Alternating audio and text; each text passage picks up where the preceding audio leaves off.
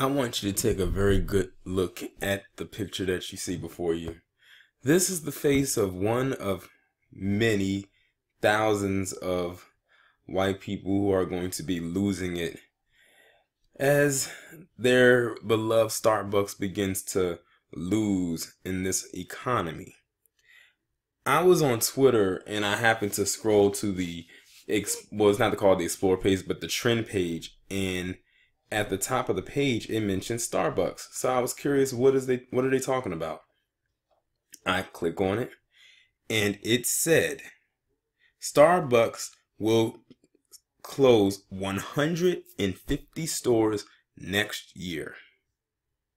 Now, the irony that all of this is happening after the incident that happened at the Starbucks in Philly back in April, and then the revelation of what happened at the Starbucks in California back in January that got revealed to us also in the same month of April, right around the time what happened in Philly.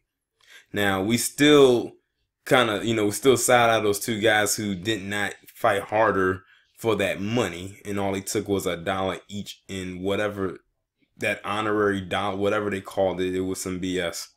They should have took way more, but it is what it is. But this is pretty interesting. Now, this is only going to put a small dent in this situation because Starbucks has way more than 150 stores, but that's 150 less.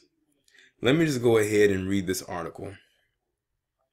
It says Starbucks will close 150 poorly performing company-operated stores next year, about 3 times as many as it typically closes. The affected stores are located mostly in urban areas that are densely populated with Starbucks locations. How about that? Listen to this again. The affected stores are located in mostly urban areas that are densely populated with Starbucks locations. Urban areas, meaning black areas. So could that possibly mean that black people weren't going to Starbucks as much after that incident in Philly after all?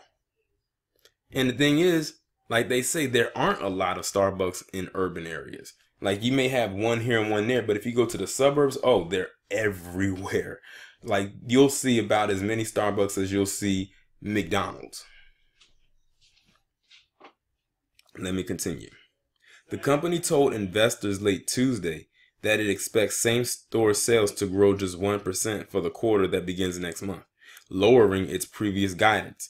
The stock slumped 3.5% in after-hours trading. Our recent performance does not reflect the potential of our exceptional brand and is not acceptable, Starbucks CEO Kevin Johnson said in a statement. We must move faster to address the more rapidly changing preferences and needs of our customers. In this last quarter, we had an unplanned initiative related to the incident in Philadelphia that culminated in closing stores. So there it is. What happened in Philly ultimately caused this closing of their stores. So maybe, just maybe, whether they accepted that money or not, they couldn't deny the inevitable. See, I knew they were trying to save face with that whole racial bias training, which was a bunch of BS as well. And now you have their 150 stores closing, and it says 3 times as much as they typically close per year. It's not an excuse for the 1% growth rate, he added. Chief Financial Officer Scott Moss said that the closures had an impact. Starbucks closed 8,000 stores on the afternoon of May 29th to offer about 175,000 employees mandatory anti-bias training after 2 black men were arrested at a store in Philadelphia while waiting for a friend. Outgoing Chairman Howard Schultz said the training cost Starbucks tens of millions of dollars. The training also delayed the launch of Starbucks' spring and summer marketing campaign by about 2 weeks. So, even though they didn't take the money, it seems that something bigger came out of this after all. When you think about it, this is actually more huge than them not taking the money now that I think about it. But let me continue because there's more. To help boost sales, Starbucks will develop more healthy drinks, like low sugar iced tea for an increasingly health conscious customer base. The company said that so far in 2018, Frappuccino sales have fallen by 3%. Last year, sales of the sugary blended beverage were up 4% compared to 5% in 2016 and 17% in 2015. The company is also planning on boosting its digital initiatives and getting more customers to sign up for its app. So basically, they're in panic mode right now. And that incident in Philly definitely hit them hard.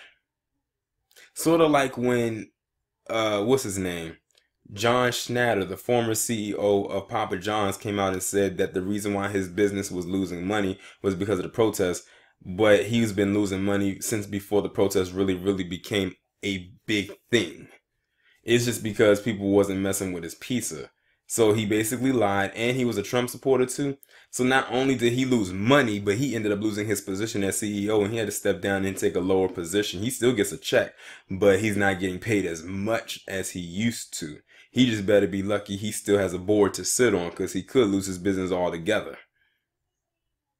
Which, for me, I wouldn't feel a damn thing about anyway, because, well, Papa John's and the former CEO are both trash. And speaking of trash, so is Starbucks. Y'all let me know what you think about this story down in the comments. Like, share, subscribe. I'll talk to you in the next one.